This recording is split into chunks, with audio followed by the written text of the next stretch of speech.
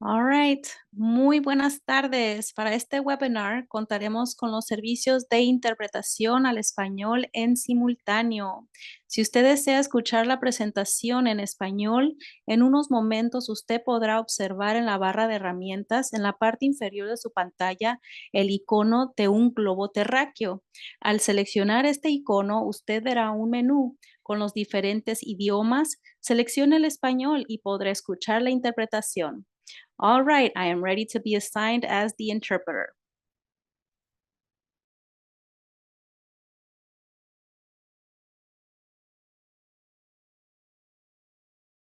Thank you, Vanessa, and thank you everybody for being here.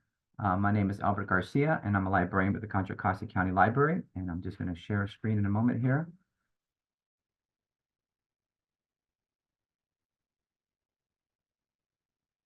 Okay.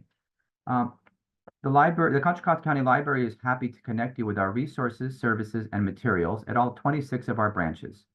Access more than 1 million physical items, including international language collections, and thousands of digital materials 24/7 at ccclib.org. Visit any library to use our public computers, printers, and free Wi-Fi. You can also visit one of our branches with laptops for on-site use or check out a Wi-Fi hotspot for 3 weeks. Contra Costa County Library's adult literacy program trains and supports volunteer tutors to deliver basic literacy instruction to adults throughout the county. Visit our website and sign up for a digital library card today. Again, thank you for being here, and thank you to the League of Women Voters for putting on this program in partnership with the library. I'm now going to hand it over to Sean, and thanks again for being here. Thank you, Albert. Good afternoon, everyone. My name is Sean Gilbert. I am a member of the League of Women Voters Diablo Valley. On behalf of the Contra Costa County Library, CCTV, the League of Women Voters Diablo Valley and West Contra Costa County, welcome to the Community Conversation webinar, The State of Local Journalism and Why We Should Care. Before we begin, let's review a few housekeeping items. This is a Zoom webinar, so the audience's microphone and videos are turned off. If you have questions for the moderator or panelists, please submit them using the Q&A button at the bottom of your screen. Today's webinar is being recorded. It will be posted to the YouTube channels of the Contra Costa County Library and the League of Women Voters Diablo Valley. Site addresses for these YouTube channels will be shown on screen at the end of the program. Additionally, Contra Costa Television is broadcasting the webinar today and will rebroadcast it on the dates and times posted at the end of the webinar. Contra Costa Television is available to view on Comcast Channel 27, AT&TU Verse Channel 99, Astound Channel 32, and online at contracostatv.org. Contact information for panelists and the date and subject of the next community conversation will also be shared at the end of the program. The League of Women Voters is a nonpartisan grassroots organization working to protect and expand voting rights and ensure everyone is represented in our democracy. We empower voters and defend democracy through advocacy, education, and litigation at the local, state, and national levels. The League of Women Voters of the United States believes that democratic government depends upon informed and active participation at all levels of government. We invite you to join the League of Women Voters and support this work. To join the League, visit lwvc.org/join. The League's policy. Although the League of Women Voters does not currently have a policy on news media, many League policies implicitly require a strong, trustworthy, and reliable system, such as the local news media, to disseminate information. The League of Women Voters at one of the national conventions adopted the following statement. The League of Women Voters believes that democratic government depends on the informed and active participation of its citizens and requires that governmental bodies protect the citizens' right to know by giving adequate notice of proposed actions, holding open meetings, and making public records accessible. Reputable local news outlets are central to having an informed and active citizenry. The League of Women Voters will be addressing this issue during its upcoming June National Convention. We all look forward to a clear League policy statement specific to this issue of journalism. It is now my pleasure to introduce today's moderator, Susan Hildreth. Susan is a library consultant in Walnut Creek, California, and has been a Rossmore resident since 2015. She is a member of the Contra Costa County Library Commission, representing Supervisorial District 2. She is a member of the Diablo Valley League of Voters. She led the Federal Institute of Museum and Library Services from 2011 through 2015 and held library leadership positions, including California State Librarian and City Librarian for the Seattle and San Francisco Public Libraries. She has a BA from Syracuse University, an MLS from the State University of New York at Albany, and an MBA from Rutgers. Over to you, Susan. Thank you. Well, thank you, Sean, for that lovely introduction. I appreciate it. So good afternoon, everyone. We have a great program for you today. And I don't know if I'll get some comments on this or not, but to prepare for our discussion, I asked ChatGPT, why should we care about the demise of local journalism? A number of concerns were listed. I think they were pretty accurate. Concerns about democracy and accountability, community engagement, public safety, maintaining the local economy, providing diverse perspectives on issues, maintaining the historical record, and supporting informed decision-making. I'm sure we will hear about those issues and many more from our panel, as well as practical solutions that people can use to be more news media literate, better informed about local issues, and be able to motivate their civic engagement. So today we are joined by our panelists, Bob Butler, well-known broadcaster, and professors Nolan Higdon and Mickey Huff. They will share their thoughts and we'll have time for questions. So our first speaker will be Mickey Huff.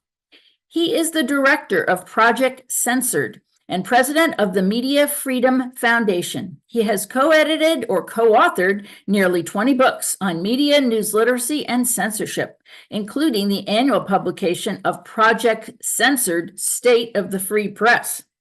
He is also a professor of social science, history, and journalism at Diablo Valley College, where he co-chairs the history area and is chair of the journalism department. He is the executive producer and host of the Project Censored Show, a weekly syndicated public affairs program that airs on 50 stations around the U.S. and is also now an online podcast. And in 2021, he co-founded the Censored Press, the publishing imprint of Project Censored that will have 7 releases by the end of 2024.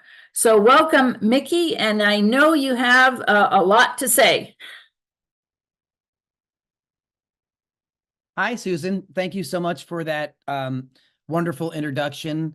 Thank you, Sean. Thanks to all the League of Women Voters. Thanks to everybody at the Contra Costa Libraries. It's wonderful to be here with you all today. It's really great to work particularly with the League and with librarians. The organization I direct, Project Censored, also teams up with various anti-censorship organizations and right-to-read organizations, including the National Coalition Against Censorship. We're part of the Banned Books Week Coalition, so we work with the ALA and folks around those issues all the time. More specifically, the organization I direct at Project Censored, we're a news literacy organization, pro-First Amendment, pro-free press, and anti-censorship organization. And you heard some of the things that we do, radio, publishing, etc. We do this book every year on the top 25 censored stories. This was the most recent one. I'm actually finishing next year's book now. It'll be done over the summer and out by the end of the year. Finishing that with Andy Lee Roth and our team at Project Censored. Also, We write a lot and talk a lot about critical media literacy. So not just news literacy, but multiple literacies. And another one of our esteemed panelists here today, Nolan Higdon, is a good friend and colleague of mine. He and I have written several books together, including on media literacy. And we'll talk a little bit about that hopefully later. One of them is the K-12. It's a young people. It's a media literacy book for young people called The Media and Me, one of the only media literacy books for young people that's out there. And the other is Let's Agree to Disagree. It's a critical thinking primer about constructive dialogue and media literacy. So some of that stuff I think is going to creep into the things that we're saying today, particularly around solutions and sort of toolkits. I know that can be a tired kind of metaphor, but it's still a good one, because we're going to talk to you about ways that you can maybe be, maybe you can be a more conscious consumer of news and information. Maybe you will outsource critical thinking less, meaning going to fact-checking sites and these other things, which can be helpful, but they can also be problematic. So I think that's why we always come back to the issue of media literacy. But before we talk more about that and about solutions, I'm going to outline some of the challenges we face. I'll probably try to talk for 10 or 12 minutes and then hand it over to Nolan and then Bob, and then there'll be plenty of time for discussion, and we want to hear from everybody as well. That's why we're here. So try to keep our remarks brief so we can have more dialogue, more back and forth. Anyway, one of the there was a list of questions that were kind of posed to us about, well, what exactly is journalism and why is it important? Can we talk about the decline of journalism, lack of trust in journalism? So I'm going to make a few general comments about that. Journalism, the way that we talk about it, is an institution where people are trying to tell other people what's happening around them in the community and around the country and around the world. If you go back to the 20th century, the great George Seldes once said that, the job of journalism isn't technically to be objective or to both sides thing, even if there's no facts or evidence to support something. The job of journalism is to tell the public what's actually going on around them, right? And it's very important. The so-called news industry, as it were, or the free press, is the only one really mentioned in the Constitution that's protected, right? It's the only sort of business, if you will, that's protected by the Constitution. We can also talk a little bit later about why the business model for the news industry is flawed and how it contributes to problems, including censorship, lack of public awareness, and so forth. But journalism, we need to understand, too, that most people, when they think of journalism, they're usually thinking of what we call corporate media. They're thinking of the major news outlets on television or cable, whether it's networks or broadcast networks, cable. Of course, that, radio is another of those things. But increasingly, in the 21st century, we also are including big tech media, right? And this also includes platforms that are not actually journalistic outlets, yet a lot of information is disseminated through those, and increasingly more and more people get their news from places that aren't really news sources. And that would be social media. In fact, roughly half of Americans in recent polls, it has been shown that they will look at social media feeds and so forth on Facebook, TikTok, Instagram, what have you, X, formerly Twitter. And this also creates interesting challenges, but it also is another platform, and we can get into this later, where certain things you actually can find out on social media that aren't really reported in the corporate press. So what you're going to hear from me today is it's not all one thing or another. It's not all good or bad. It's not all we're doomed or, oh, there's great things around the corner. Like many of the challenges we face and like many of our institutions, there are multiple ways to address them, and we didn't just get here overnight. One of the things Nolan and I talk about in our many books is, if we're not careful, we'll wind up where we're heading, kind of paraphrasing Lao Tzu. And we always say, well, are we there yet, right? We didn't end up in a situation like this overnight where we have a collapse of institutional journalism, establishment journalism, what the public often calls mainstream journalism. But that kind of journalism has lost the trust of the American public, not just because they're going elsewhere to look for news, but because in many cases, the corporate media have really long stopped reporting in the public interest. They've really kind of diverted to a team red, team blue kind of approach, whether it's CNN and MSNBC leaning towards the Democrats, or Fox leaning to the Republicans, the New York Times and Washington Post leaning more one way, the Wall Street Journal leading another, et cetera, et cetera. And in the midst of it all, while people kind of brand their news, and this isn't new, of course. Ages ago, news was completely partisan. It wasn't until the 20th century that that really started to change more. But we've really reverted more to partisan type reporting, which certainly has its downsides and negative sides, but it can have some pluses as well. And we'll talk more about that when we talk about news bias. Bias in and of itself isn't a horrible thing, particularly if we know what it is, where it's coming from, and why. And if the reporting at these sources that may be biased is still factual and transparent, right? We may be getting very important perspectives from certain sources that have a bias that then need to be balanced out and juxtaposed with other sources. This is why it's important to have a balanced media diet, as it were.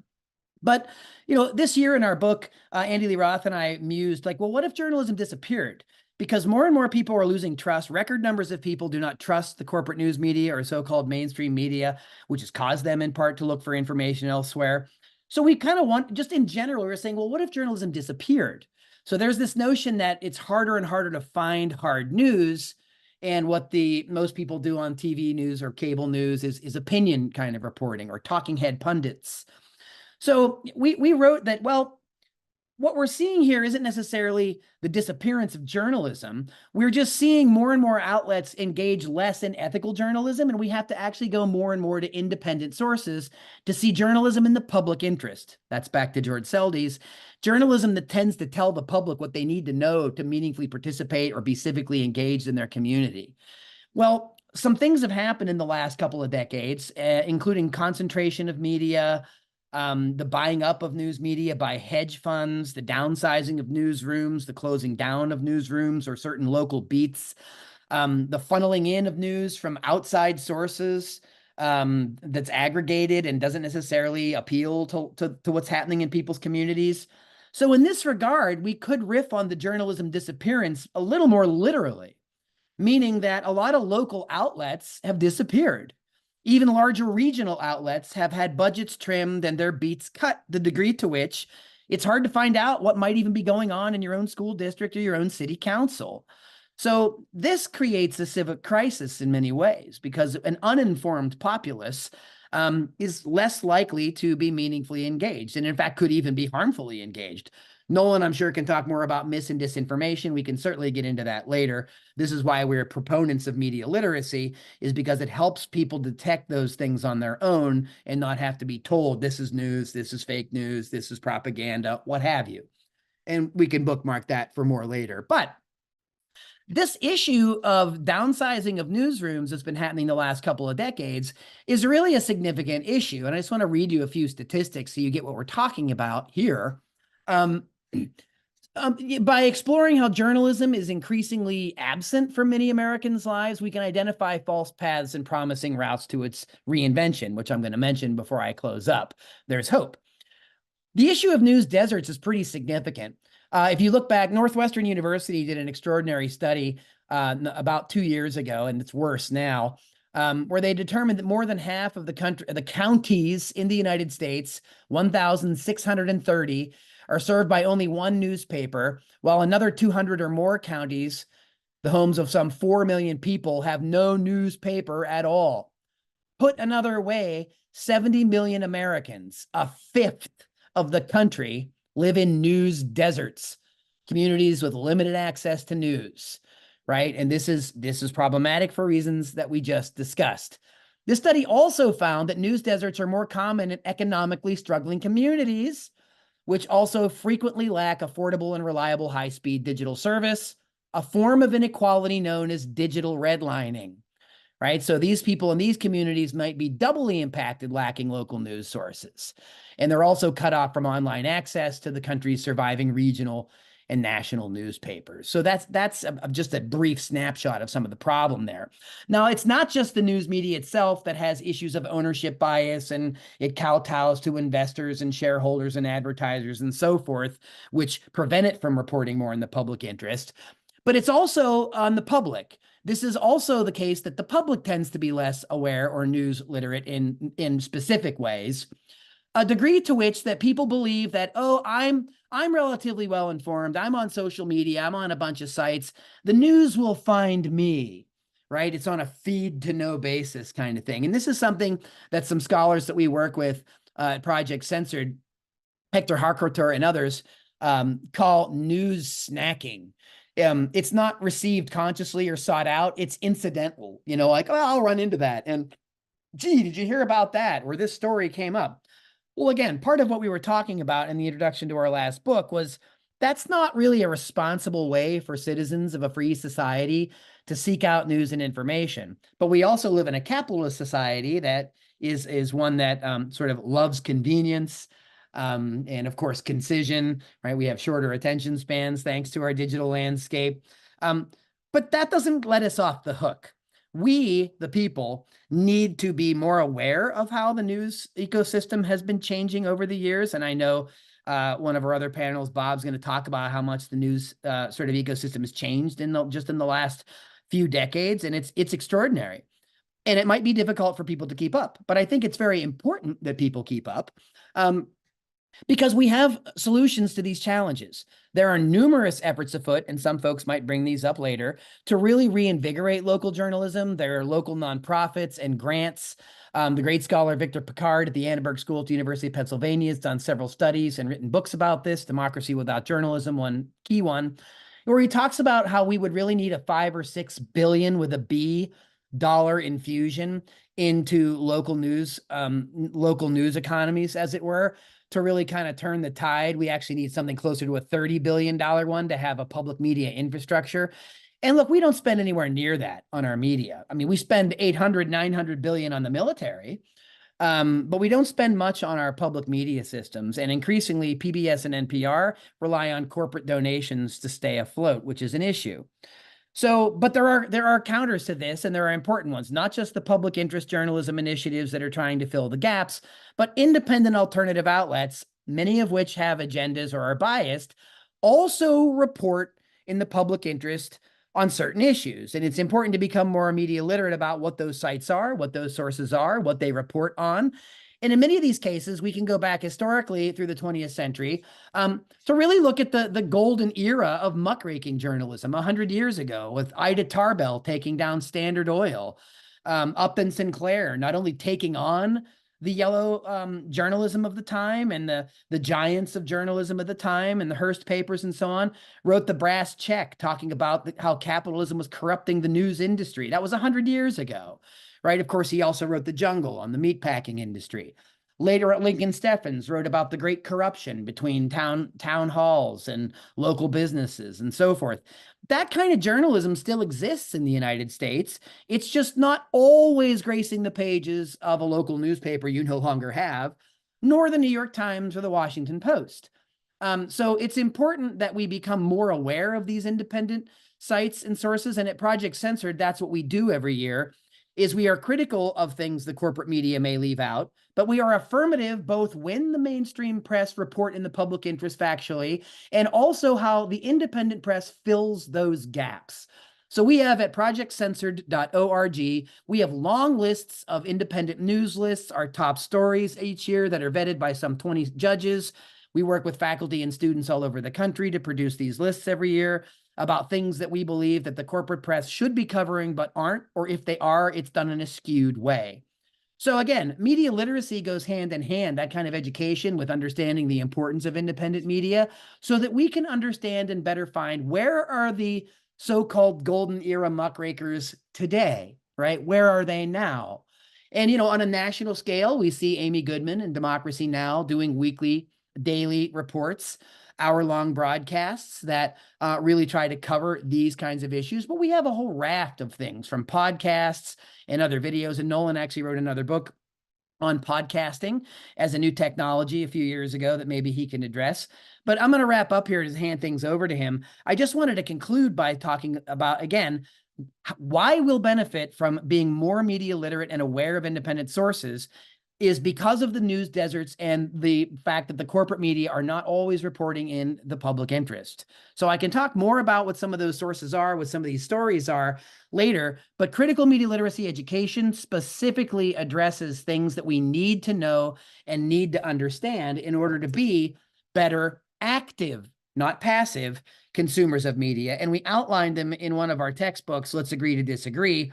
So I just want to give a quick list of some things that we think people need to do to be more critical observers of the media, and then I'm going to hand it over to Nolan.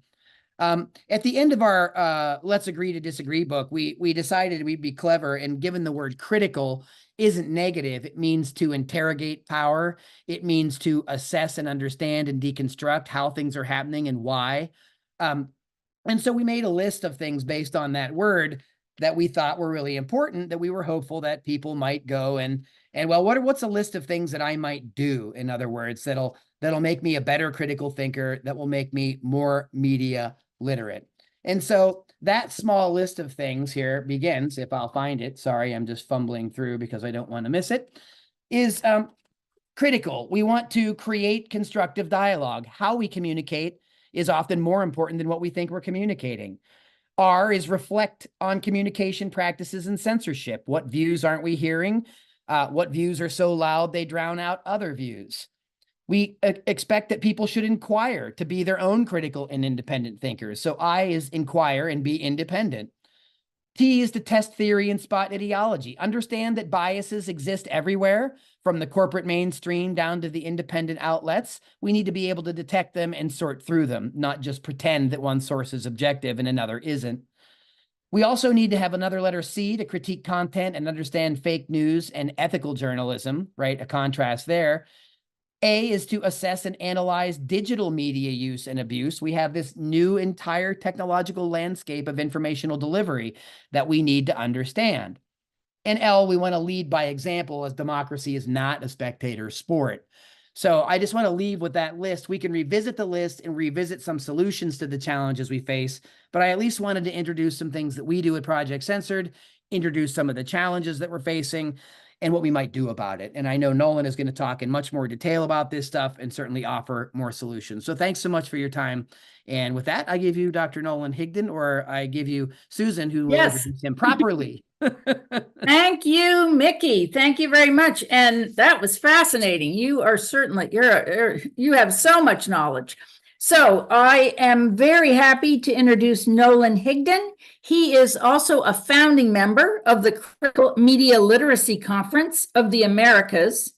He was a Project Censored national judge. He is the author and lecturer at the University of California, Santa Cruz. So go Slugs, I'm a Santa Cruz parent. Higdon's areas of concentration include podcasting, digital culture, news media history, propaganda, and critical media literacy. Higdon is the author of numerous books, and all of his work is available at his Substack site, which will be on the resource document that everyone who's attending will receive. Higdon is a regular source of expertise for CBS, NBC, the New York Times, and the San Francisco Chronicle. So welcome, Nolan. All right. Thank you so much for having me and that wonderful introduction. It's a pleasure to be here with all of you, and never miss an opportunity to speak with the League of Women Voters. And around this time of year, I'm reminded of how much I miss when the League of Women Voters was in control of the presidential debates. I appreciate all the work you guys do with helping out democracy and strengthening our communities. I'm going to pick up largely where Mickey left off, and I'm going to sort of focus my talk on talking about this disinformation or fake news phenomenon.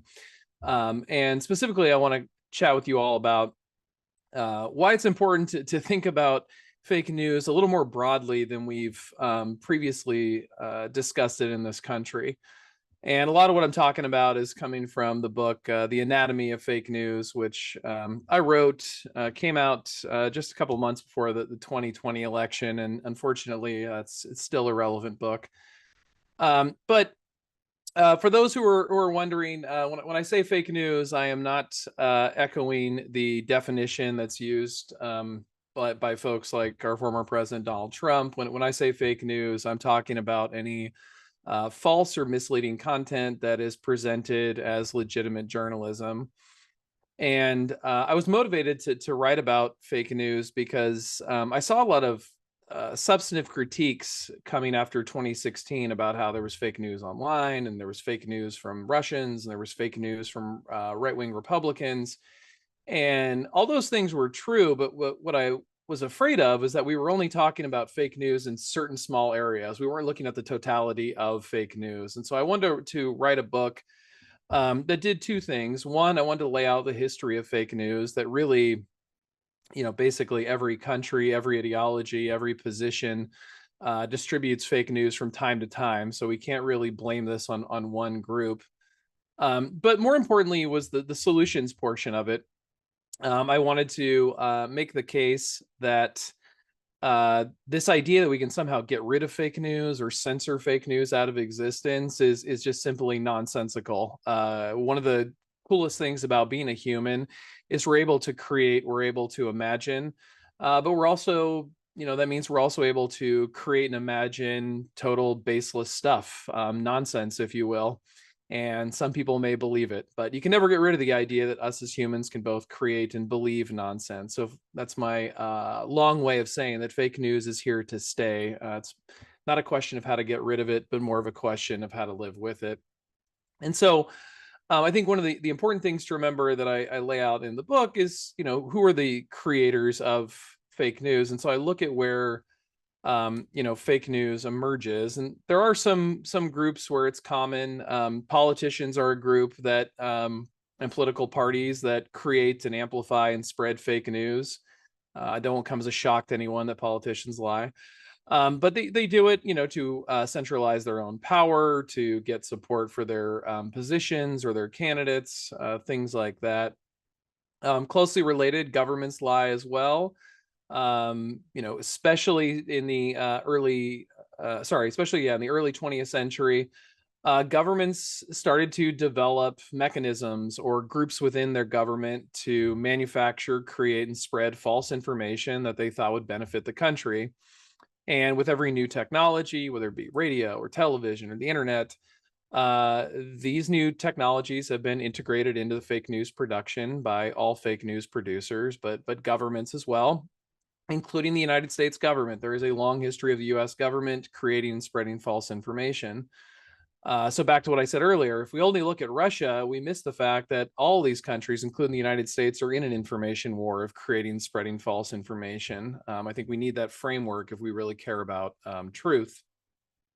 Obviously, individuals create fake news sometimes for their own self-interest. I'm thinking of folks like Alex Jones, who've made a lot of money on spreading fake news, Jussie Smollett, who tried to create a media spectacle around themselves by creating fake news. Some folks do it, because they're embarrassed of what they've done. This is kind of an odd example, but in the late 20th century, you had a woman named Susan Smith, a white woman who murdered her 2 children, and she blamed it on a black man that didn't exist. So those are ways in which individuals create and spread fake news as well.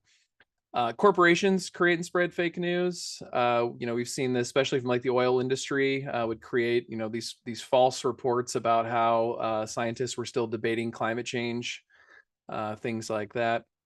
But what I want to focus on, I think that's important for this talk and what we've talked about so far, and what we will continue to talk about throughout this very important event, is that what we consider journalism or journalistic outlets in this country, news outlets, if you will, they also spread false information. And Mickey talked about this a little bit ago, and I will as well, about bias. But before we even get to bias, the reality is that as in the United States, the majority of our dominant news outlets are for-profit companies, and they have monopoly power. Then that's why we have news deserts. They buy up news outlets that they think are going to be profitable and don't fund others. They cut things like overseas bureaus, or a lot of weekend reporting, a lot of editorial work, a lot of research and oversight. And so you have a really gutted press. And so there's not as much accountability within the industry as there may have been a generation or two ago. And so for some ambitious individuals, this creates an opportunity where you can further your career by creating and spreading false information.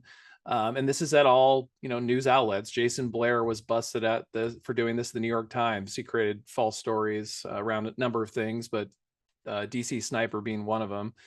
Stephen Glass was around that same time, was another example. More recently, you've got folks like Chris Cuomo, who's in the press, and he used his position at CNN to conceal allegations against his brother, Andrew Cuomo, the governor of New York. And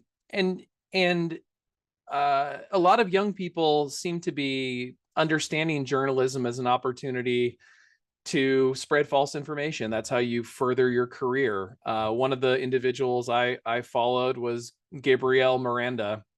And Gabriella Miranda was fired from USA Today in 2022 for publishing false stories. But what I think is interesting is the type of false stories that Miranda published. These were the stories, and these are actual headlines. I'll just read you a couple.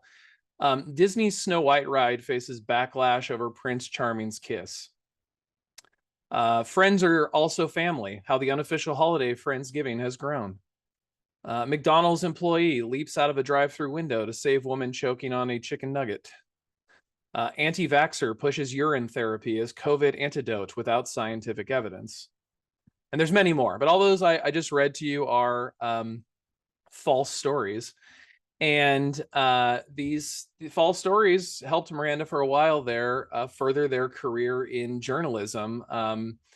These are, mostly kind of banal stories, but they're clickbait. And these individuals know they can further their career by getting those clicks because the industry gets those clicks as well.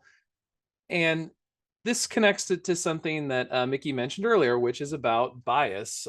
There's been a lot of research about how news outlets have increasingly tried to cater their message to confirm the bias of a select demographic. And this didn't come out of nowhere. This is a product of the changing economics of the for-profit news industry. When cable was invented, that fragmented audiences. You couldn't try and get the largest audience possible like you could in the old network days. Now you had to try and find one demographic you could maximize your wealth from. The internet made that even worse, more fragmentation. Social media platforms and subscriber models made that more the case. And basically what happens is news outlets no longer want to report stories, true or otherwise, that are going to alienate any of their subscribers because they're afraid their subscribers, their viewers, their audience are going to go to another news outlet. And this is not me just sort of conjecture guessing. We had probably a shining, perfect, non-debatable example of this in the Fox and Dominion lawsuit, where you have Fox Channel employees saying they know for a fact the election was not stolen in 2020. They know for a fact Joe Biden won, but they're not going to go on the air and admit that to their audience because their audience wants to hear that Trump won and the election was stolen. That's straight down confirmation bias. That's manipulating the information to cater to an audience bias, not reporting truth. And I think this is a large problem across the industry, and there are other examples to boot as well. And so one of the things that will often be asked is, what can I do? What can we do to mitigate this trend? And I have a couple of solutions, but before I get to those, I want to point out some of the solutions that I don't like and tell you why. One is I'm not a big fan of adding more tech. I think technology can be good. It can make life better in some cases, but oftentimes it can unnecessarily complicate, especially when it's tech for profit. So studies have shown that, Facebook is and all social media platforms are designed in a way where false information is privileged over truth. So when CNN says they're going to start working with Facebook to make sure that their content is more true, which they did in 2016, that doesn't inspire any hope to me. That just has two entities that have a problem with the truth working together collaboratively now. So more tech is something I'm not a big proponent of. I am absolutely opposed to censorship. I think censorship is bad. It's anti-democratic. Studies show generally it doesn't work on the target audience. Generally, it hurts unintended audience members with a chilling effect. etc. Censorship is bad for numerous reasons. I do have a lot of faith in changing some of our funding models. I'd like to see more funding go to news outlets, public funding included. Some folks have talked about democracy dollars. Give every person X amount of dollars, let them give it to the outlet they want to spread more news. I like ideas like that. A handful of corporations controlling our news media, which we have now, is not democracy. It's the illusion of diversity. And then also, and Mickey mentioned this as well, I'm a big proponent for critical media literacy. 50, 60 years ago, if we said like, we don't really need writing anymore, people are never going to need to write when they're older, you'd get laughed out of any education conversation. I think we should also be laughed out of a conversation that we don't seriously take media literacy into our curriculum. Whether we like it or not, students and the majority of the population are on the internet. They're on social media. They're on smart devices. They're watching streaming services. They're watching films. They're listening to podcasts. The same way you would teach them what is necessary to read a book or write a book, they need to be taught the same literacy skills to those different media as well. And that's what critical media literacy is all about. Not only teaching them how to use it, how to teach them to interrogate issues of power around it, how to test the veracity of content, how to look for bias, et cetera, et cetera. And so I think education, when done correctly, when it's education and not indoctrination, it can play a critical role. The reason why we add the word critical to media literacy is we want it to be a media literacy that does empower students. It does centralize democracy. We don't want it to be some technocratic media literacy where they simply learn how to use the tools and we're excited that they created a Twitter or Facebook account. We want it to be something where they can actually interrogate the power behind these social media platforms and the veracity of information, and most importantly, use these tools to better their community, better their lives, and better their democracy. And that includes things like citizen journalism and things like that. So I think I'm almost out of time there. So I'm gonna pause there and hand it back to Susan or Bob, but I appreciate it. Thank you very much. Thank you, Nolan. You were good on the time there. I'm trying to make sure my timer doesn't go off. Okay. Well, and now we are on to Bob. Thank you so much for being with us, Bob. And I'm sure very well known here in the Bay Area. Bob has covered every kind of story in the United States, including politics, business, disasters, and crime from Brazil, Northern Ireland, Senegal, all over the world. He has won numerous awards for his work at CBS Radio and received an individual national Edward R. Murrow Award in 2012 for his story on homeowners in New Orleans who were forced to pay off their mortgages following Hurricane Katrina. Whoa. Bob has a passion for training the next generation of journalists. He's taught at UC Berkeley and San Francisco State University and has participated in journalism training projects all over the world. He is an independent journalist on the award-winning Chauncey Bailey Project, and he spent 8 years on the board of the National Association of Black Journalists. He is the broadcast vice president of SAG-AFTRA, which we heard about a lot this summer. And he also sits on he sits on the board of the Bay Area News Foundation. So, Bob, let's hear about what's it like from the grassroots. Yeah, thank you very much, Susan.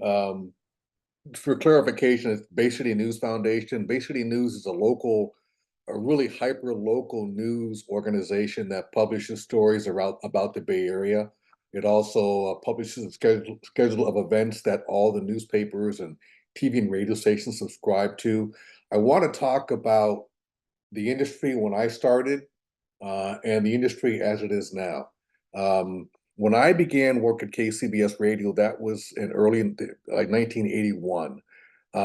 Our station had news bureaus. We had bureaus at City Hall in San Francisco, San Jose. We had a bureau in Marin County. We had a bureau in Redwood City.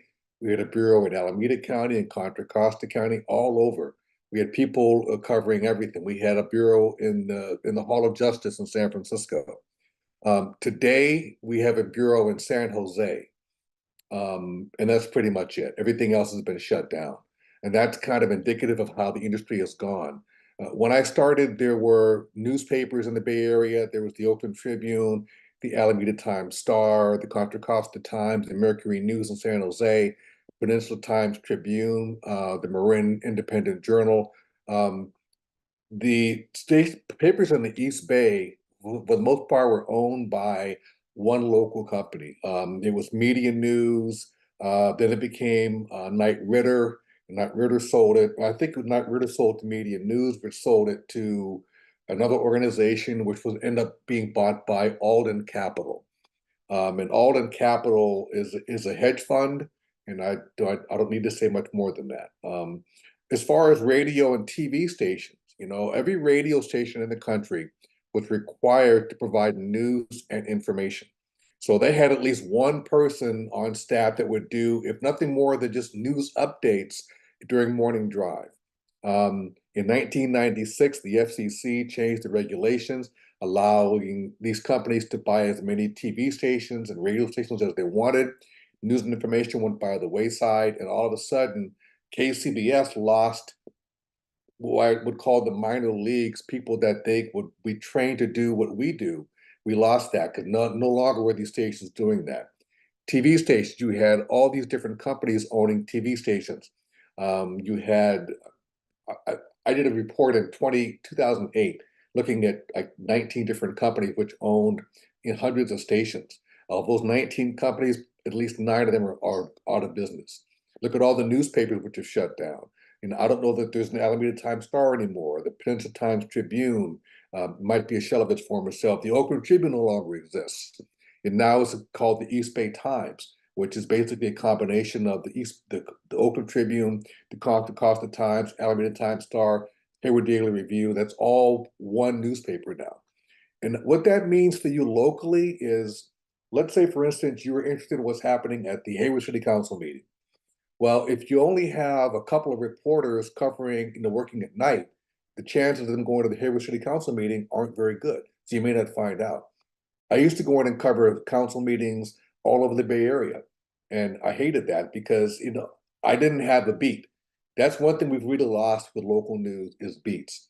Who's covering the police in Oakland? Who's covering the police in Hayward? Who's covering the police in Emeryville? Used to be we had people covering all those different beats. And now you might have one guy that tries to cover them all. That's the biggest issue, biggest thing that's happened when it comes to local news. And why did it happen that way? I can tell you at KCBS, we were owned by CBS Radio. And then in about 1990, we were sold to a company called Infinity Broadcasting. At the time, KCBS had about a 27% profit margin. Overnight, Infinity wanted 40%. What that meant was we had to lay off not full-time staff, but all the freelancers that used to work in the newsroom helping out. Newspapers, same thing. Back in 2000, I just looked it up. Advertising revenue for classified ads for newspapers was $20 billion. By 2012, that had dropped down to $4 billion. So that doesn't sound like, you might think that's a lot of money, but that's all over the country. And why did that happen? One word, Craigslist. Used to be a time when you wanted to sell your car, you would put the advertisement in the newspaper, you'd run it for a couple of weeks, you'd pay whatever it was, and then if you sold your car, great. If not, then you could extend it and pay more money. When Craigslist started, now you can put it on Craigslist for free. So what would you do?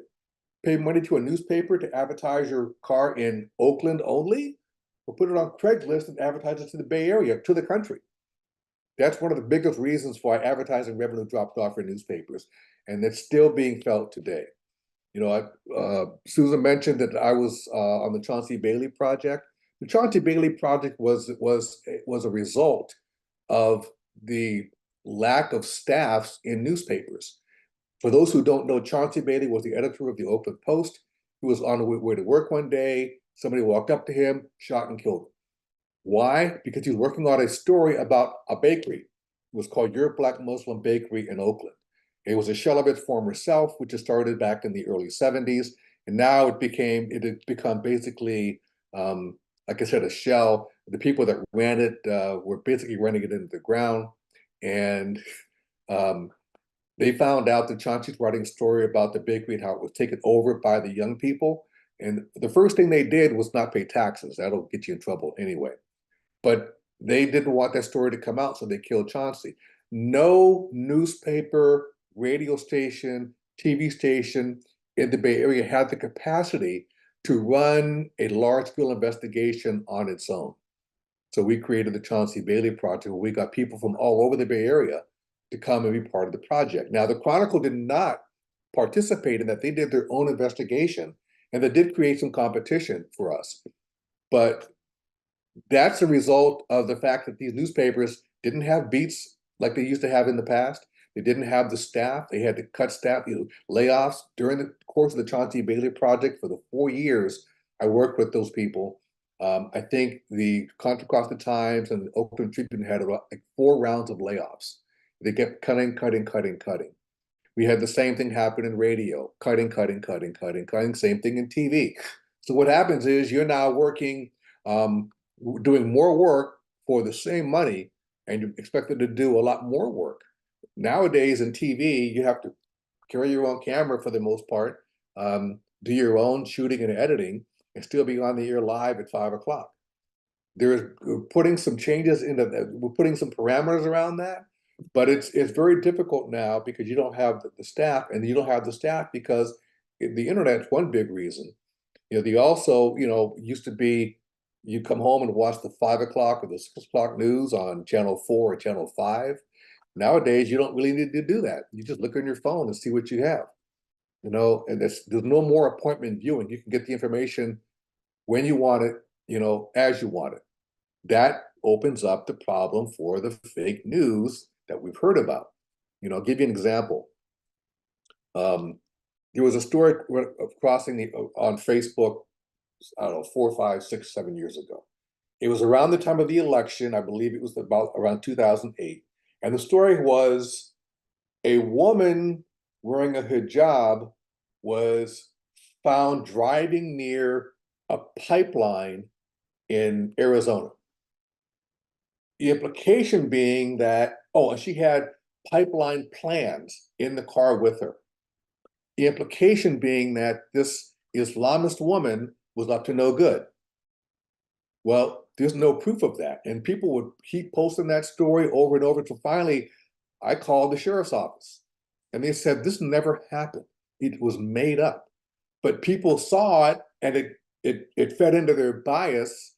And so they kept reposting it and kept sharing it, passing on fake news. That happens a lot when you see stories online right now. And you have to have the wherewithal to be able to do your own research to figure out whether it's true or not. We've heard about, confirmation bias, and heard about doing your research. We've heard about, how do you know if it's fake news or not? We use the 3 sources. Give me 3 independent sources that tells me the same story, then I'll believe it. But if you have 3 sources, they're all quoting the same original source, I don't know. That's just not right. And that was I believe this started off in Breitbart, which to me is already a red flag. But that's something that you have to figure out on your own. We can teach you. We should be teaching in school, how to verify information so that you don't share stuff. But I have people sharing stuff that's not true.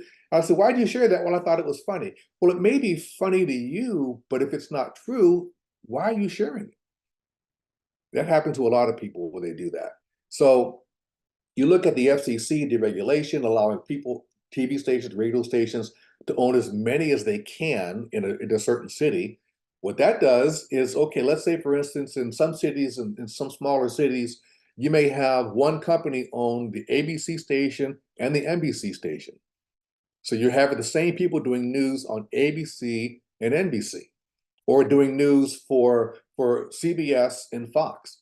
It's happening a lot in small markets. I can't think of the one locally in the Bay. It's not going to be in the Bay Area, but if you go to some place like up in Redding, in Chico, I believe you have a couple of duopolies up there. And the duopoly means it's the same company owning 2 different channels, which is really bad. And so you ask yourself, okay, if there's bias there, Will I get the same bias in both stations with the same people doing the news for both stations? That happens a lot. You have some media companies. You know, I mentioned that there were 19 companies by first report. Now there's maybe 12. The reason why there's so many fewer companies is that some of the bigger companies, some of the more stable companies, bought up the smaller ones. And if you have a bias, you know, in your corporate, in the C-suite, in your company, sometimes that bias will filter down to the local stations. I don't know if you've heard about this company called Sinclair Broadcast, which has they have stations all over the country. And at one point, Sinclair had all of its anchors read the same report on bias and how, you know, some people will put out stuff that's untrue. They'll have an agenda. When I saw that, I was like, wait a minute, you got the biggest agenda of them all, and you're telling people to be aware of that? Come on. Anyways, it's a problem. It's not going to go away because, you know, even TV and radio stations are having a hard time with advertising revenue, same because of the internet. That's why you see them all, they now have websites, and they're trying to push you to their websites. You know, they're trying to monetize the web, you know, their own websites. And I remember going to a meeting where we had I think he was the chief of ABC Radio, talking about the problem with the internet is that you're trading, you know, broadcast dollars for digital dimes. It's a lot cheaper to advertise on the internet, even for the radio and TV stations. So that's not going to go away. And I've explained how that affects you locally. If you have a school board race and you don't get much coverage of that, you don't know who you're putting on your school board. You have people right now who are getting on school boards because they're trying to fight critical race theory, something that does not exist in elementary and high schools. It just doesn't exist. But it's a boogeyman that people can use to say, I need to get on here and control that. And I've seen that happen locally where I live. You know, it's not even an issue. So anyway, I don't want to keep talking. I mean, I've seen it change dramatically at my station. I've seen it change dramatically in local newspapers.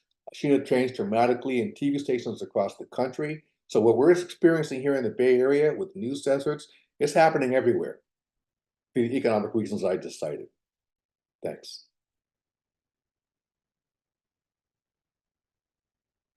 All right. Well, thank you, Bob. And that was, I don't know if it was great. It was scary to hear what you had to say. We know it's happening all around, and we really have to watch out for our school boards too. So folks, put questions in the Q&A that you have, but we also have some other questions that if we could get everybody online here, it would be great to have folks, our panel, address them as a group. So the first one I want to check out with y'all is how, or, you know, is there anything that government is doing about this? So are you familiar with the Saving Local News Act, HR 7306, which would make it easier for print and online news outlets to become nonprofits, allowing them to focus more on producing quality content rather than on maximizing profits? And also there's a local news resolution, that's a House Resolution 1005, local news, recognizes the importance of local media outlets to society and expresses the urgent need for Congress to take action to help preserve them. So have you heard about this, and is there any chance any of this is going to move forward? Nolan, how about you? And then maybe Mickey can jump in. Yeah, I'll answer the second question first, and I appreciate the question. I can't, you know, obviously I can't predict the future in Congress, but if I'm looking at the historical trend, I doubt there'll be a lot of support for these bills. One of the things a lot of people have told me inside the industry, maybe Bob can talk about this as well, is that there tends to be a fear in the industry of covering anything about the media, because it seems like then it's just the media covering the media. So I could see an act like this not getting much coverage, thus undermining support for the act. Not to say the media is opposed to it, but just by their own kind of institutional behaviors, not supporting these. I mean, I don't think they're a magic bullet to solve everything, but I certainly think it's a step in the right direction. Anything we can do to give more economic incentive, more relief, more support to news outlets, I think is a great idea. And this is these bills are some of the many ones I've seen that have been proposed. Okay, and Mickey, do you have any thoughts on that? Or Bob, either of you? Just quickly, you know, I echo what Nolan said, but I think that these are positive developments, but often the devil's in the details, and some of the details include funding. How much are people really going to get behind this? It has to be a serious amount, as I mentioned earlier when when I was presenting some information. I also think there's another side to this, because for a long time, nonprofit news outlets have been a great source of information, and there's so many of them that people come to rely on, and the corporate media often even partner with them. The New York Times or ProPublica, etc. They can do amazing work when they work together, and that's very positive. And anything that's going to revitalize local journalism that has journalistic ethics at its core and the local community at heart, I think that's all positive, but it needs funding, and it needs education around the funding so people become aware of how important it is. Often people don't realize how important journalism is until their papers are gone and their local outlets are gone. And then they almost gets normalized over time. But as a result, people know less and less about what's happening in their own backyards, which contributes to more frustration on a larger national scale, right? So these are connected.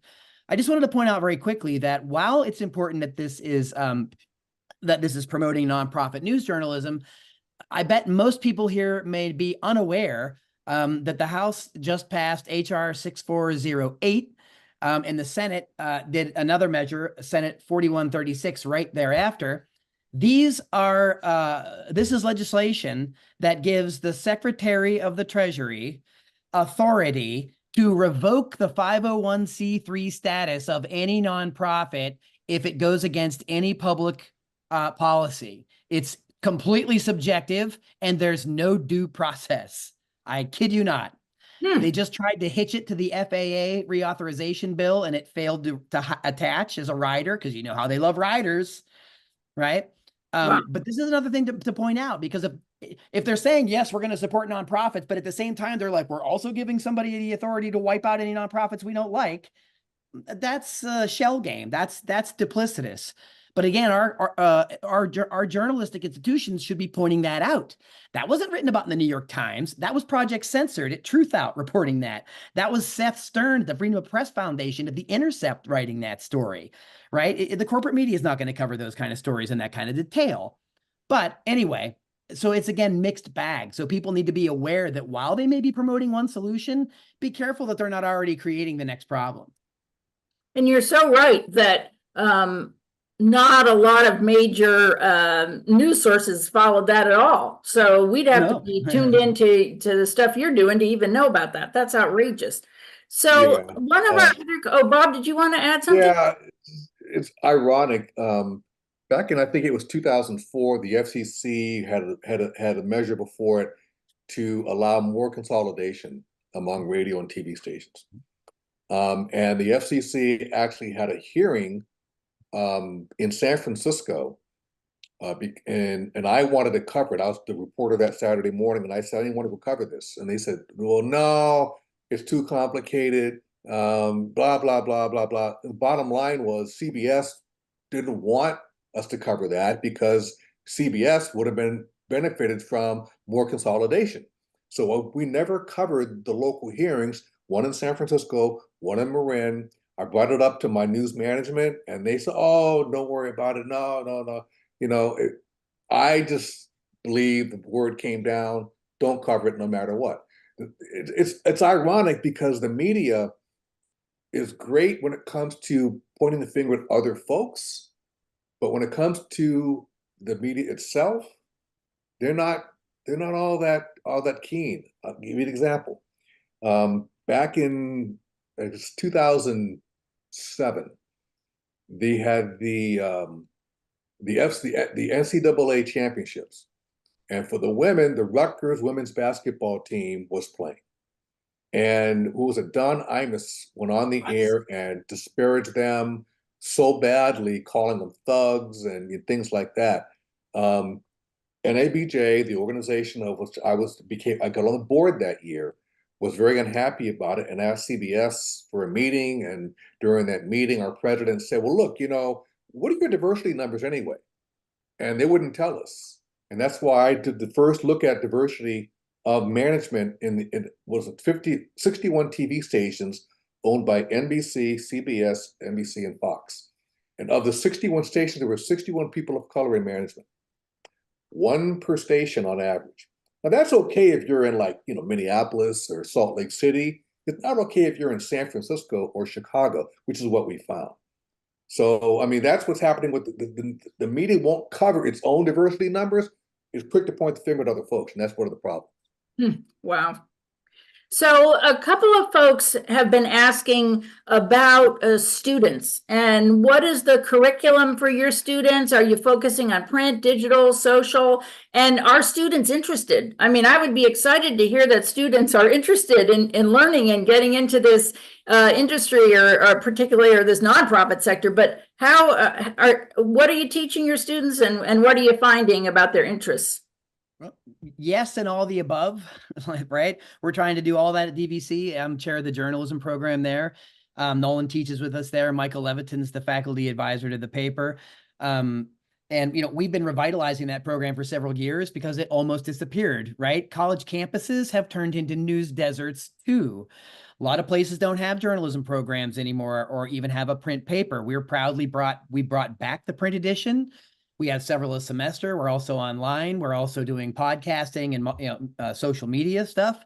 So we went from almost disappearing 5 years ago to having a pretty robust program. We love to have more students come. So please take interest in the program at DVC, the local community college. It's a great place and a great program. And we are also working with local high schools.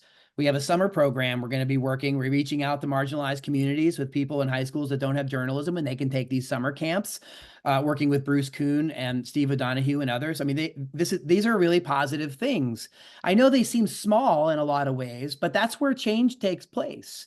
So I think there's a lot of positive things happening in journalism education locally, in Contra Costa at DVC. And I focus a lot on critical media literacy parts to journalism and ethical journalism. And I also teach media history and a history of censorship and propaganda, because I think people need to have a context and a background so that they can ask better questions about the media that we're swimming in our ecosystem. So, but I know Nolan has more to say about the teaching.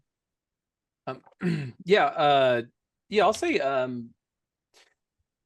we teach about each medium we can. We talk about, so we talk about all the media in the classroom, whether it be social media, podcasting, videos, et cetera, et cetera. To your question about students, I think the students come from kind of an odd place where they get sort of two messages, and I try to offer a third in the class. And the two messages are, one is what we call like the protectionist approach, which is all media is horrible, stay away from it. They get that message usually at home. And then, they also get like what we call like the techno-utopian message, which is all this media is great, use as much of it as possible. It's making life easier, yet, all these people are running around working themselves to death exhausted. So I'm wondering how easy it's making it life. But I offer a third way, which says like in these classes, I know, Mickey does this and I'm sure all educators do. In these classes, I just want to give you as complete of a picture as possible of what the media are, what is possible with them, what are their motives, what are their bias, what are their problems, etc. And then you can decide whether or not you want to keep using it. That's not for me to decide. Every student has their own purpose. We've talked a lot about the negative aspects of media, and believe me, I've practically made a career talking about the negative aspects of media, but I wouldn't lie to you without saying media is great, whether it be news media telling us things we just need to know. You think of major historical events, think of something like Emmett Till or the use of nuclear bombs in Japan. We wouldn't know anything about what was going on outside of those communities without the press. So very like the press, but even social media, some folks grow up in a community where they are a certain identity, whether it be a sexual identity or racial identity, and they seem to have no allies on the ground. Social media can be a place for them to find allies, find support. So in my classroom, I don't want to disregard the good just so I can point out the bad. We try and teach students to be empowered themselves for how they're going to use it. And to my comment earlier about how I think we need to prepare the generation for not just print, but a multimodal world. I think the fear over ChatGPT and AI has created a great opportunity for the classroom. While everybody's freaking out about plagiarism, I was like, well, great. Maybe we'll do less writing assignments and more podcasts. Instead of making an argument, an essay, and submitting it, make it in a group, turn it into a podcast. Instead of writing an essay about fake news, make me a short video explainer, just like you would do, for social media posts. And then they're also learning those communication skills that, again, whether we like it or not, appear to be where the society is going. And so, from my experience in the classroom, it's been positive. I think that the students are excited about it, and I think as long as we can continue to have education to be a space where we're allowed to raise those critiques, I think the society is going to be better for it. That's good. Good.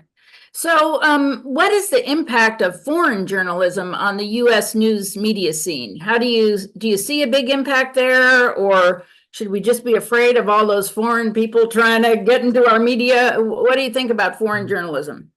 Well, I'll tell you what, I've traveled quite a bit, and when you go outside the United States and you talk to journalists there, they're, especially now, they're appalled at what is happening in this country. They're appalled at, the stuff that is said, the stuff that is written online, the amount of just vitriol that's in not so much our media per se, in the newspapers and stuff like that, but they're really appalled at what happens here. And I was in Rwanda in 2017. Doing a training project there, and at the end of it, we went to the museum, the Genocide Museum there. And during the ride out there, a couple of them asked me, "How could you elect Donald Trump?"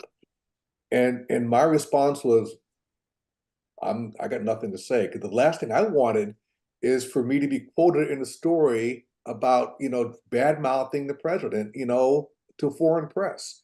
But that's the way people look at the United States, and they ask those questions. There are reporters who come here from outside the United States, and they get here and they look at our government system, our political system, and they're appalled. I mean, and these are places where they have fights in parliament and stuff like that. But at least there, it's open. Here, a lot of stuff is subversive. It's crazy. Any other thoughts, Nolan or Mickey? Well, I mean, different, global outlets often can give us different perspectives, and they can help us look at ourselves. Just as Bob was saying, these reporters in other countries have other interests. They have their own biases, but that doesn't mean that they're fake news, right? I mean, honestly, I knew a lot of people that were on RT America, and they were often people that were leftist critics of U.S. government that got booted out of the so-called mainstream. So there was nowhere else for them to have a perspective. So does that play in potentially to Russian propaganda? Sure. Is that the intent of people going on the programs? No.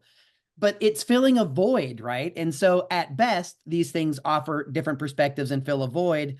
But of course, on the worst end of the spectrum, we do have to be careful, because we do this in the United States. We outsource propaganda aiming at other countries, but then it boomerangs on social media and comes back here, right? And so there's a lot of challenges with it. But once again, sound like a broken record, one of the antidotes to this is to become more critically media literate, so that you can start asking the right questions to understand the veracity of information, the integrity of sources.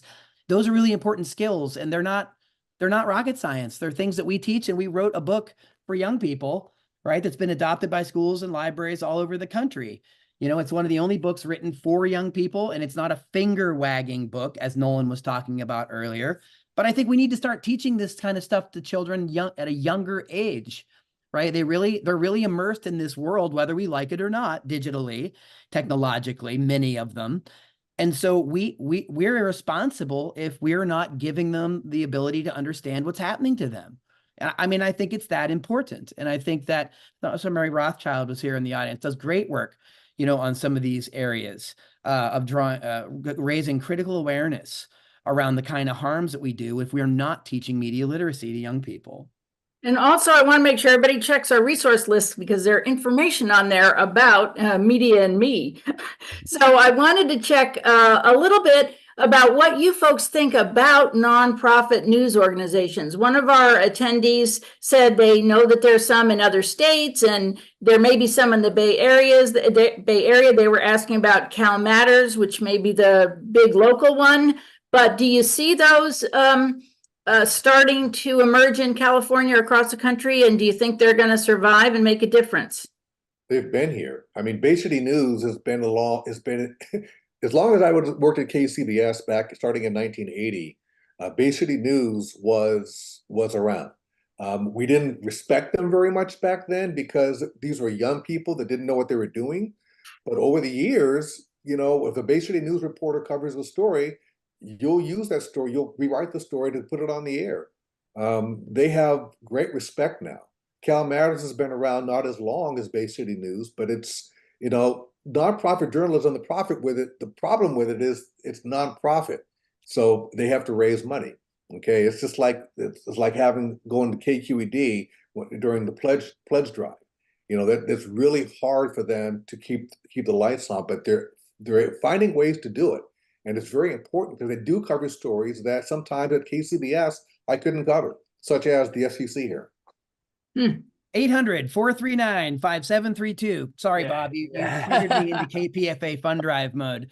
I think we're in fund drive right now at KPFA, and I have a show on KPFA, which is community media, right? Nonprofit, very important. The kind of programming you get there, you just don't get other places. So there's a lot of promise and a lot of hope.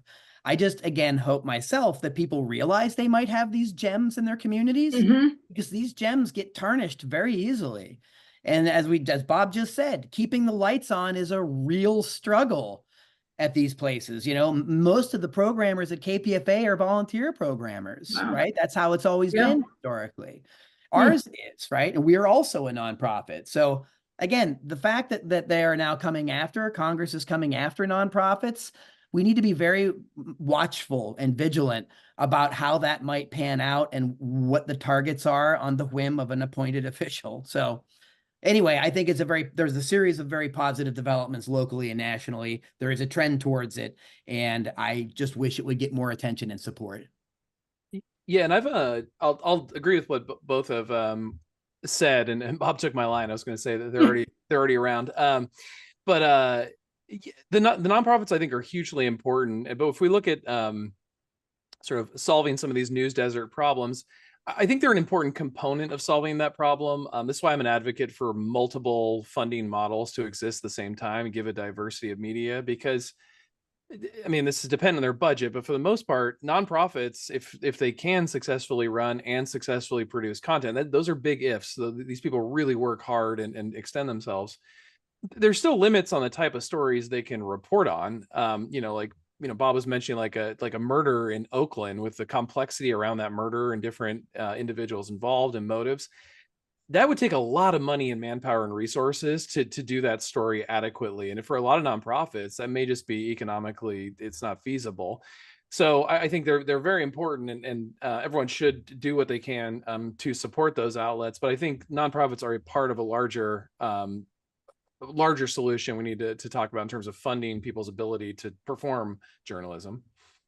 Well, here's another question about legislation, which I'm really interested in your response on. And you may be aware of this, but with a 4-1 vote on May 8th, the California Senate Committee, I think it's California Senate Committee on Rev and Tax, advanced Senate Bill 1327, a proposed law that would impose a mitigation fee on major digital tech companies. If the bill passes, fees collected would provide $500 million in employment tax credits to news organizations across the state. Were you aware of that, and what do you think about that? I am aware of it. In fact, Bay City's, I wrote a letter to Senator Wahab from Hayward, just encouraging her to support that. Because think about that, $500 million for local news, for local nonprofit news, that's huge. That would help keep the lights on, plus hire some people to do real reporting. It's funny, I wrote to Senator Wahab on her website, and I put my address in, and they said, "Oh, you're out of the area. Here, click here to find your state senator." So I put my old Hayward address in there, and she responded. So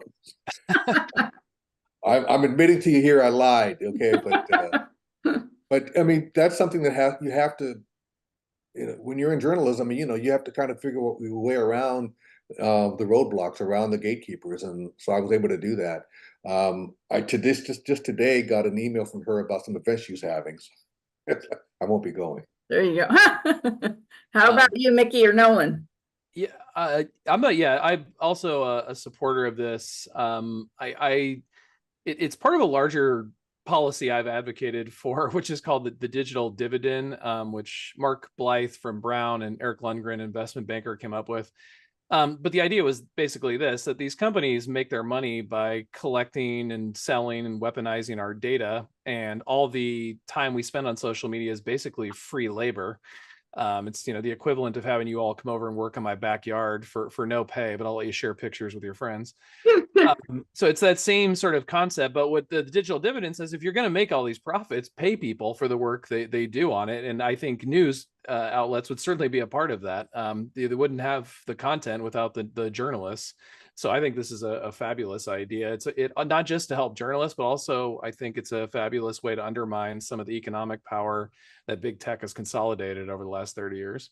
Mickey, any They're still not thoughts? paying for the data. The content they're using now, they're not paying for it. They're just using it.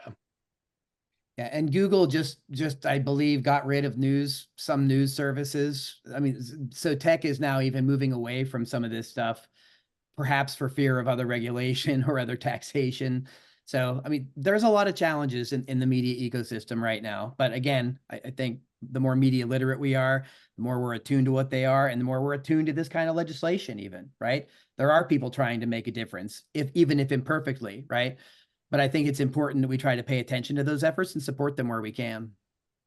Let me ask you one closing question, and then we might have just a couple minutes if you wanted to just do some final comments. And this question, it's kind of a high-level question, but to what extent is this journalism discussion part of a larger issue, such as undermining our national security and traditional values that's going on in our culture right now? Anyone? Go ahead, guy. I can speak on it, but I've been hogging the conversation. No, man. Oh, you go ahead, Bob. You go ahead, Bob. But I think journalism is a window into what's happening around us. I think somebody earlier said that what journalism does is tell you what is happening, and that's what we do. National security, what's happening in this country, I think it's been weaponized against journalists only because, I mean, let's face it, I hate to be a hater, man, but Trump has turned everybody against journalists because he says we're fake news, and fake news is basically news he does not like. And now it's spread from him to all of his sycophants. All those folks who showed up at his trial today all say the same thing. We're going to have to do something about that. And the only thing we can do is vote. All right. But I do think it really hurts the country. It hurts the American people when you don't have journalists who are out there telling you the truth. But for some folks, even when you tell them the truth, they don't want to believe it. But I'll leave it at that. I mean, I think it's a huge problem. It is undermining our democracy, and I think it's very fragile right now. Thank you. Yeah, to build on that, I think big media isn't just, it's not all journalism, right? You often have to go to those local or independent outlets to get those kinds of perspectives, whereas the big media likes infotainment. They like ratings. They like distraction. Nolan and I wrote a book called United States of Distraction, right? That's about that. And that kind of for-profit media can be very divisive for not positive reasons at all, other than to benefit their shareholders. And so I think we have to be careful about how we talk about what media, what journalism, right? Because it's not all equal, and it needs to be judged in independent and individual basis and under individual circumstances. So anyway, I that's enough on that for me. Okay. And Nolan, any thoughts on that? Yeah, I mean, I'll just say that a democracy necessitates that we have a shared version of truth. We can disagree on policy all day and night, but when we absolutely have different realities of what's going on with critical events, albeit, what's going on in Gaza or Ukraine, Russia, or what's going on with our economy, or et cetera, we can't even move forward with policy. We're still debating the reality of what's going on. And I think that's where traditionally journalists have stepped in and given us some semblance of truth, even if it's hard truths we don't want to hear, right? But I think Trump was a pivotal figure in knowing how to exploit an existing cynicism about media. And I think Mickey kind of hit on this point, but not everyone in news media are journalists. And so a lot of the folks who are not journalists, I think they made decisions that contributed to a dearth of faith in media. I'm a prime example of this. When I was in college, the WMD's lies happened in media, and it made me very skeptical of news media for the rest of my life. I didn't put on a MAGA hat, but others have in response to that. And I think the industry also has to work to rebuild that credibility. And I think those who are great journalists standing up and saying, like, no, we're not going down this route for ratings. I'm not going to be a part of this, as difficult it may be, could go a long way in the industry. Yeah, Susan, one thing I forgot to add is that back around 1990 is when everything flipped for the most part. And now news never used to be a profit center. It was a service. And once they changed that to now, okay, now you have to justify your existence. So now it's the bean counters who are the ones who are making decisions, not the news people. Right. Well, We know we're them in higher almost ed. at, oh, go ahead, Mickey, because we're I was almost just at gonna say, time. Bob, we know those people in higher ed too. Right. Yeah. Well, I know those people in the public library world too. So, but we are the good guys, and it has been such a great privilege to have you as our panelists, and you've shared such great information. And we will have a lot of the information you referred to on our resource page that goes to everyone that signed up for this webinar. So I want to thank you very much, and I will. Susan, I have one thing. Oh, please go ahead, Bob. Up here. What can local communities do about the loss of local journalism? If nothing else, get a digital subscription to your local newspaper. I subscribe to 5 newspapers: the New York Times, the Chronicle, the East Bay Times, the Washington Post, and the LA Times. That's the minimum you can do, at least, and then you'll have access, because most of the news now is behind paywalls anyway. So at least if you have the big ones, you find out what's really going on. That is a good suggestion. Thank you, Bob. And now I'm going to move into our closing slides. And here we go. On behalf of the League of Women Voters, Diablo Valley, and of West Contra Costa County, the Contra Costa County Library, and CCTV, I want to extend a genuine thank you to each of our panelists for being here today to offer such great information. Here's Mickey, and that's a good shot of Mickey, and we have his contact information there. Thank you very much, Mickey. Here's Nolan, and great information on him. And remember, check that Substack. That will be great to find all his content. And also the one and only Bob Butler. We are so glad that he was here today. Thank you very much. I want to thank the audience for attending, and also for these great questions. And finally, I'd like to thank Vanessa Cardenas, who provided the Spanish interpretation of today's webinar. This interpretation is jointly funded by the Contra Costa Library and the League of Women Voters Diablo Valley. Today's community conversation webinar is being rebroadcast on CCTV on the following days and times that are on the slide. So take a quick look at that. And also, the Community Conversations is available on YouTube, the YouTube channels of the League of Women Voters, Diablo Valley, and the Contra Costa Library. So you'll find the state of local journalism, why we should care, as well as other programs that we've done. And finally, the Community Conversations team is taking a little summer break, much deserved, but you will see us again on September 19th for the Roadmap to Voting 2024. That is one of our standard programs as we move into the election season. Community Conversation, again, is brought to you by League of Women Voters Diablo Valley, League of Women Voters West Contra Costa County, and the Contra Costa County Library and CCTV. And again, the League of Women Voters is a nonpartisan organization encouraging informed and active participation in government. The League never endorses or opposes candidates or political parties. We influence public policy through education and advocacy. We invite community members to join the League and support our work. And thank you, panel, and thank you, attendees, and take care all.